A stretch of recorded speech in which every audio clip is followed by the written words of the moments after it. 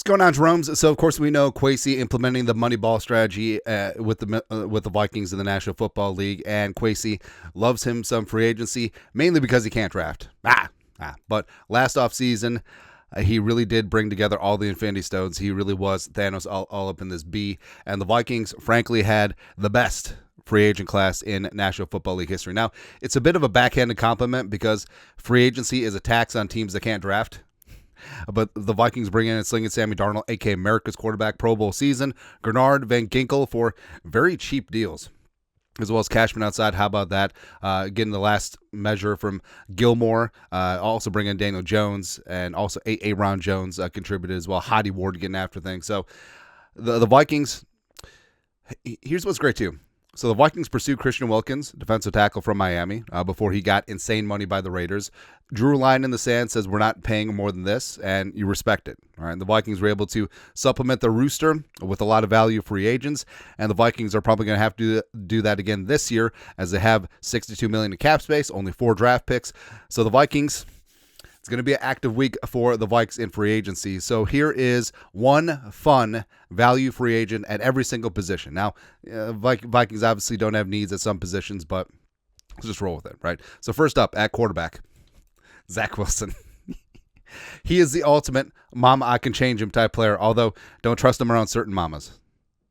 So Zach Wilson, former number 2 overall pick, still super young, 25, 6'2", 214, a live arm, just needs some good coaching, needs some good weapons around him, and I feel like you have that with the Vikings. And I do think that Wilson is in need of some career rehab. I think that he's destined to be a journeyman backup with some upside, always going to have that upside, and it's between Zach Wilson and Trey Lance. I think Trey Lance needs a little bit more time than Wilson. I think that if poop hit the fan, you could trust Wilson to be your starter for a while.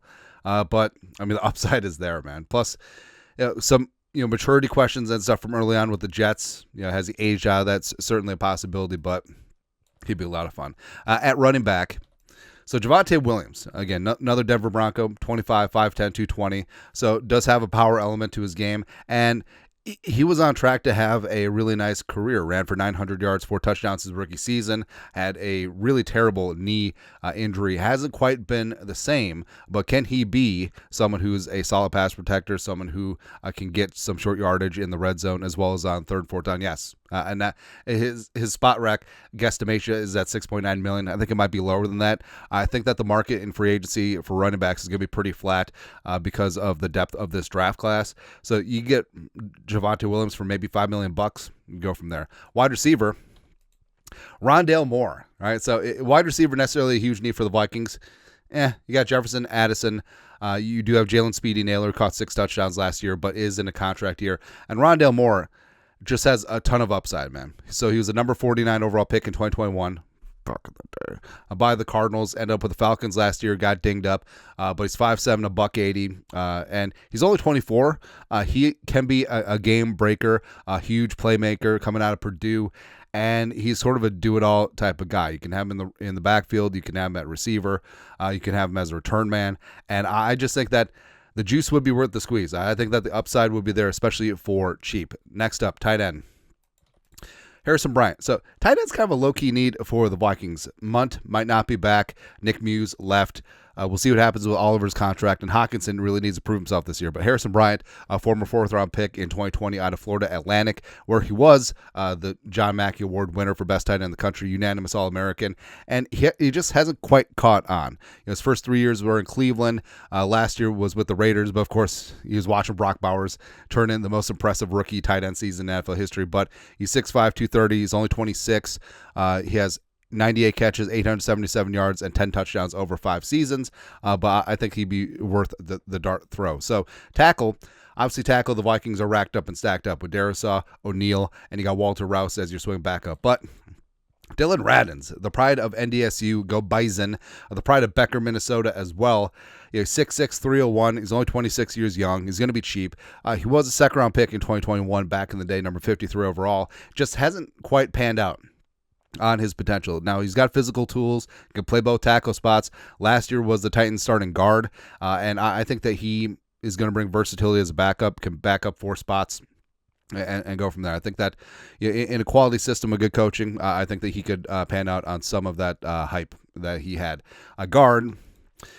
So, of course, with guard, Will Fries, all that stuff. But Aaron Banks, I think, might be a sleeper. So, the pride of Notre Dame, former second-round pick, been the 49ers left guard for the last couple of years. Just power. 6'5", 325. And the Vikings, if they want to get serious about pass protection as well as grinding it out in the running game, Banks could make a lot of sense. And also, he's not going to break the banks.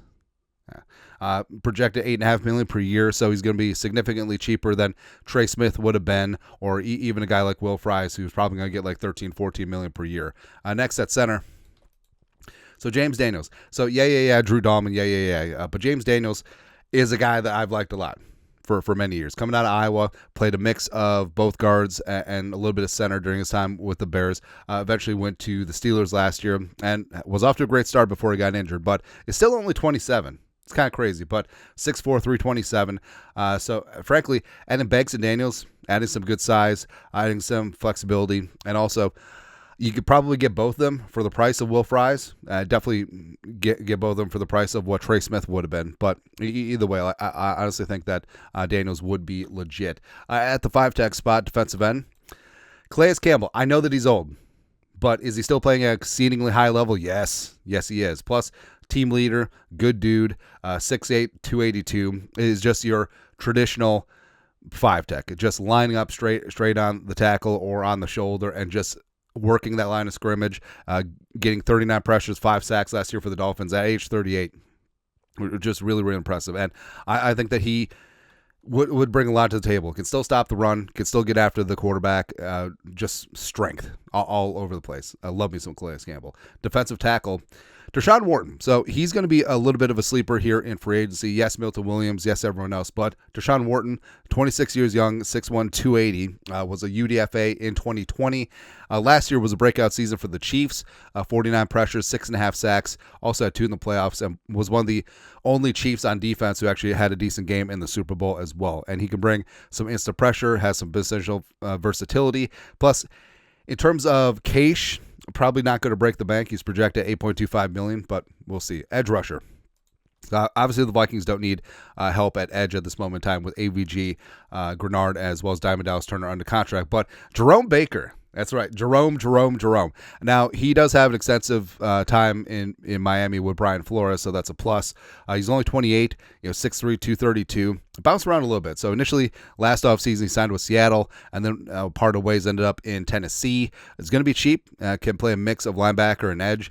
24.5 career sacks, including a career high 7 in 2020 with Brian Flores. All right, so I think that Baker could be a solid swing backup at that second level on the Vikings defense. Next up, off-ball linebacker, Akeem Davis Gaither, the pride of Cincinnati.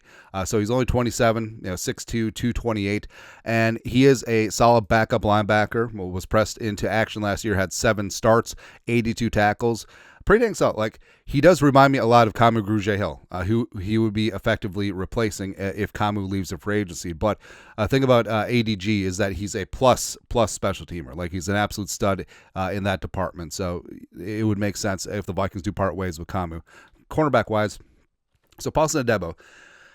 I don't know if Paul Adebo's going to get $13 million per year, but I guess you never know. Now, Adebo, 6'1", $192, physical, ball hawking corner, former 3rd-round pick out of Stanford. Did have a broken femur last year, even though he had a really good start to the season. But Kwesi loves the medical guys. Kwesi loves the formerly high drafted guys, and I think Adebo could be a steal here for the Vikings. Safety. So the Vikings are probably not bringing back. Cameron Beasley by him, especially after extending Theo Jackson. But Jeremy Chin, fun linebacker safety hybrid. You saw the notes. You're good. 2 touchdowns against the Vikings back in the day, which is hilarious. But 6'3", 220, former 2nd-round pick back in the day out of Southern Illinois, goes to Lukey's. And he's just a fun physical presence, a plus special teamer as well. And Chin would make sense. And also his versatility, Flores would love it on the back end of the defense. Lastly, punter. We don't need a kicker. So, well, if we had a kicker, I would say Greg Joseph, just for fun and competition. But punter, J.K. Scott. So the pride was with the Chargers last year. Originals with the Packers, don't count that against them. But he's only 29, 6'6", 208, 83.8 PFF grade last year, which is fourth best amongst punters in the league. Led the NFL in hang time, only had 4 touchbacks. And since Ryan Wright may be wrong for this team, even though I thought that he was good in spurts last year, JK would be an upgrade at the punting position for the Vikings. But that's it. That's it. A list of fun value free agents for the Vikes, because remember, it's Moneyball. It's Kwesi ball. We're going to go after value, as always. Let us know your thoughts, our thoughts, comment section. You guys are the best. You know what to do. Skol, production value.